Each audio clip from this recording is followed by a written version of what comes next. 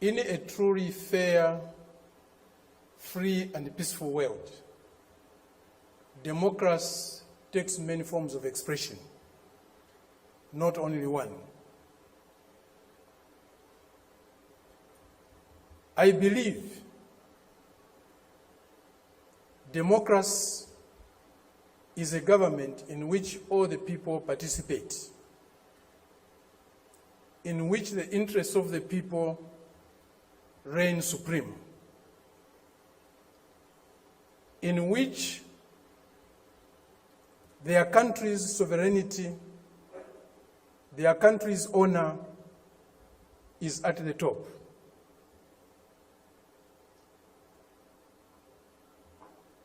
It seems that this month is a month of democracy discourse in the world. At the end of this month, there will be a conference in Lusaka, or a summit in Lusaka, Zambia, my country, led by the United States. They have come to Southern Africa to teach us democracy. A country that was opposed to our liberation, a country that supported colonial regimes, the apartheid regime in South Africa, the white racist minority regime in Zimbabwe, now Rhodesia, now Zimbabwe, the Portuguese colonial governments in Mozambique, in Angola, in Guinea-Bissau, and Cape Verde, today is coming to Africa to teach us about democracy. A country that has toppled so many governments in Africa, that has led so many coups in Africa and other parts of the world, a country that has killed so many of our leaders in Africa and other parts of the world, the killers of Patrice Lumumba,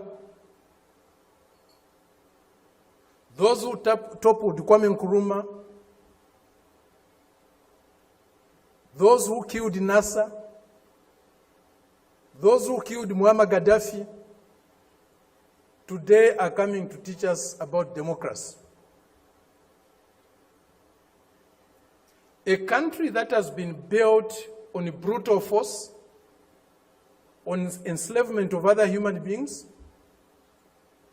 on the humiliation of Africans, the exploitation of Africans, the plunder of Africa, today is coming to teach us about democracy.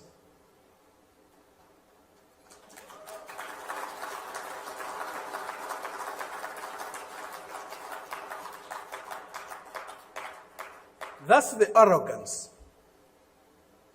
the imperialist arrogance, the racist arrogance that we are subjected to. We cannot have democracy where there is hegemony of the strongest, mightiest imperialist power. We cannot have democracy where a country's resources, a country's decisions are dictated to by another country. A country that is dominated by another country cannot be democratic. A country that lacks sovereignty cannot be democratic. A people that cannot decide for themselves cannot be democratic. A colony, a neo-colony cannot be democratic. That's why today, even at the United Nations, membership is on the basis of sovereignty. Only sovereign nations can be members of the United Nations, because only sovereign nations can decide for themselves. A colony cannot be a member of the United Nations. It's not by accident. It's not a mistake. if you have no respect for the dignity of others, if you have no respect for the sovereignty of other countries, you cannot claim to be a champion of democracy. They used to say, all roads lead to Rome. Today, we can confidently say, all roads to progress, all roads to what is better for humanity leads to Beijing.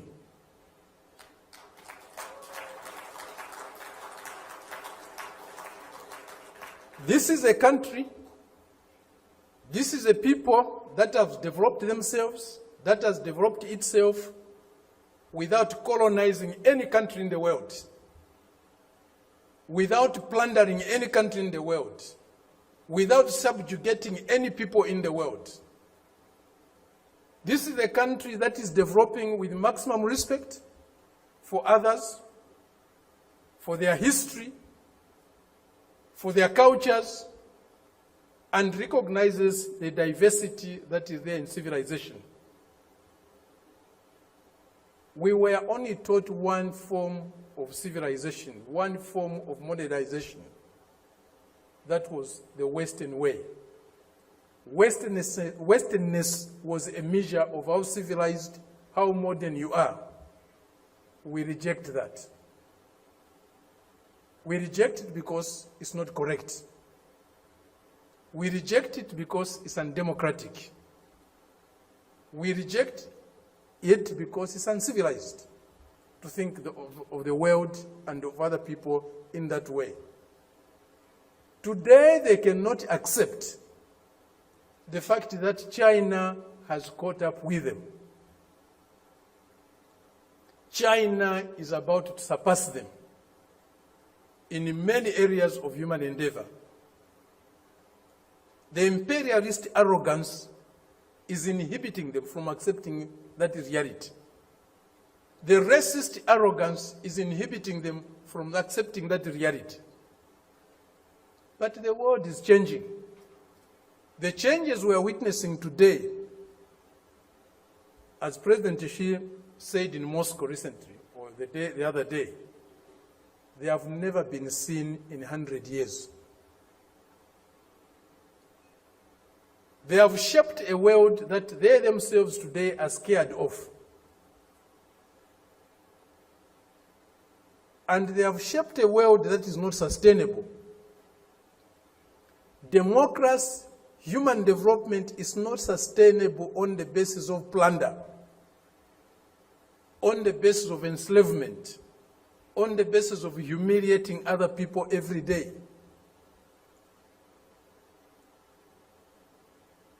That is a system we are seeing today, a system that will not survive if plunder is eliminated, if subjugation of other peoples, other nations is eliminated, if inequality in the world is eliminated. That system will disappear. The only system that can survive and can endure for long is a system that is based on mutual benefit, win-win relationships, mutual respect for others, accommodation and tolerance of others, and fraternal love for all humanity. This is what we find in China today. This is what China's example is showing us. Indeed, all paths are different. There's no path that is the same, even if they are leading to the same destination. Each path has got its own characteristics. We are seeing that, we are learning that, we are experiencing that today with China.